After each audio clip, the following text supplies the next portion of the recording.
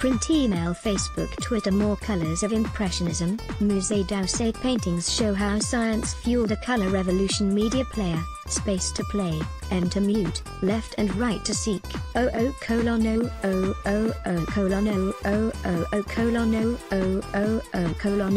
It's hard to imagine today, but color has been the subject of significant controversy for much of the history of Western art. In fact, it's only relatively recently that it pushed past the stigma to become popular, and one 19th century art movement was at the center of that shift. Colors of Impressionism, masterpieces from the Musée d'Orsay, currently showing at the Art Gallery of South Australia, highlights the shift by focusing on how the movement's use of color broke with the dark tonal palette of European realism and paved the way for color pioneers such as Van Gogh, Matisse, Kandinsky, and Rothko. Starting with a room dedicated to late realism and its use of black, and then moving to a room dedicated to light.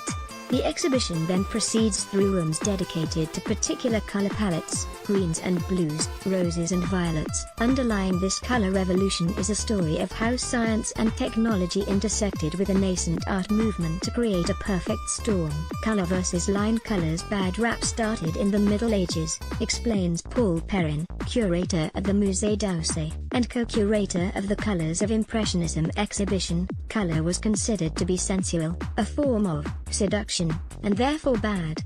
Good things were rationality, history, morality. Color was just a thing that happened in your eyes and could not be controlled. It was often compared to makeup, and had connotations of treachery. It considered something feminine for a long time. It was thought that colors spoke to the emotions, rather than to the intellect. By the 16th century, the Italian art world had squared off into two opposing camps, those dedicated to colore and those dedicated to disegno, line. By the 17th century, the debate had reached France, where various artists continued to take up the respective banners well into the 19th century. An ambush of color. The nascent Impressionist movement of the 1860s was readily sucked into the existing debate between color and line. France's leading art school, the École des Beaux-Arts, was firmly in the realism camp, where line was king. In his 1867 Manifesto Grammaire des Arts du Dessin, influential art critic and academic Charles Blanc, also director of Beaux-Arts in 1848 and 1870, exemplified the dominant attitude toward color when he wrote, "The union of design and color is necessary to beget painting, just as is the union of man and woman to beget mankind, but design must maintain its preponderance over color, otherwise painting speeds to its ruin. It will fall through color just as mankind fell through Eve." By 1874, the so-called colorists, including Claude Monet, Edgar Degas, Pierre-Auguste Renoir, Camille Pissarro, and Berthe Morisot, had decamped from the Académie to form their own group, the Anonymous Society of Painters, Sculptors, Engravers, etc. That year they held their first group exhibition, now generally considered as marking the arrival of Impressionism. The name of the movement was taken from Monet's 1872 painting Impression, Sunrise, which also exemplifies many of its key, and controversial, points of departure from the Beaux-Arts school: the interest in light and atmospheric effects such as reflection, the deployment of complementary colors, i.e. colors opposite each other on the color wheel, such as violet and yellow, and the use of articulated brush strokes, as opposed to invisible, or blended, brushwork. Why were these painters using color this way? Perrin says it was a combination of 19th century scientific theories on color and optics, and youthful rebellion.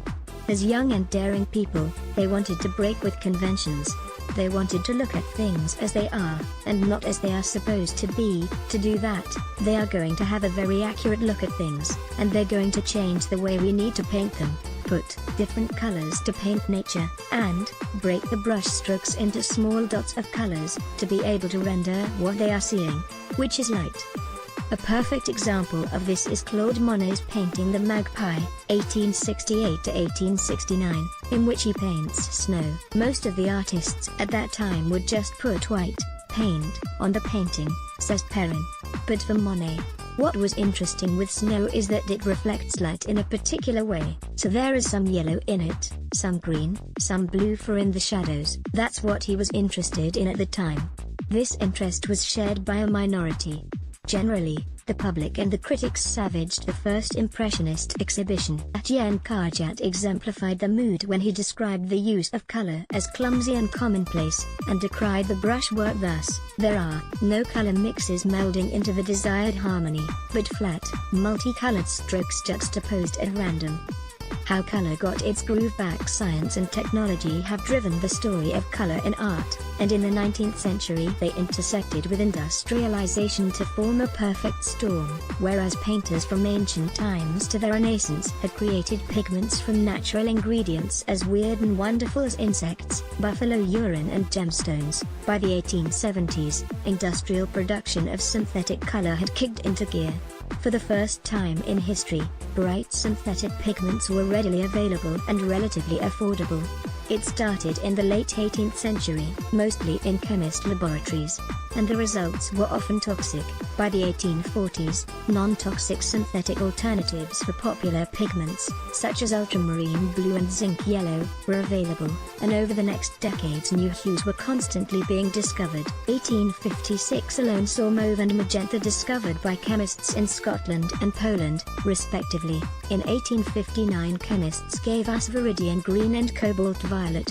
In 1841, the collapsible metal paint tube was invented by American artist John Rand, eventually becoming the container of choice for paint manufacturers. Airtight, portable, inexpensive. By 1860, when color merchant Julien Tonki moved to Paris to ply his trade, there was an eager market for paint in tubes.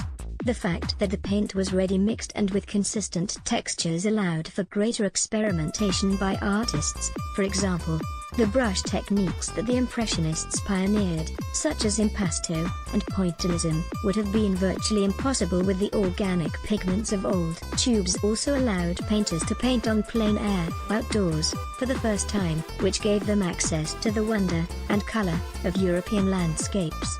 When you consider all this, the ambush of color that occurred in the 19th century seems all but inevitable. From underdogs to establishment, all major art movements are initially met with skepticism, and Impressionism was no exception. It wasn't until the 1920s that these painters truly entered the establishment fold, with the French state commissioning a series of Monet's water lily paintings, and New York's Museum of Modern Art choosing, for its inaugural exhibition in 1929, to honor post-impressionist icons of color Van Gogh, Cézanne, Gauguin, and Seurat. But even as Impressionism and its antecedents ushered color into mainstream art, there are contemporary artists working today who still feel like they're fighting a battle against Western civilization's entrenched chromophobia. British artist David Batchelor, author of the 2001 book Chromophobia, has said, referencing his own color epiphany in 1993, "I noticed that there seemed to be so little color in contemporary art that I was aware of at the time, or in contemporary writing about art. It simply wasn't a subject.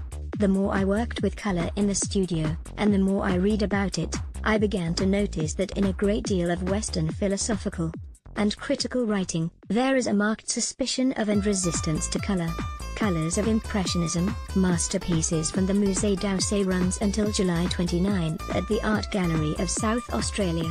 The journalist travelled to Adelaide as a guest of the gallery. Print, email, Facebook, Twitter. More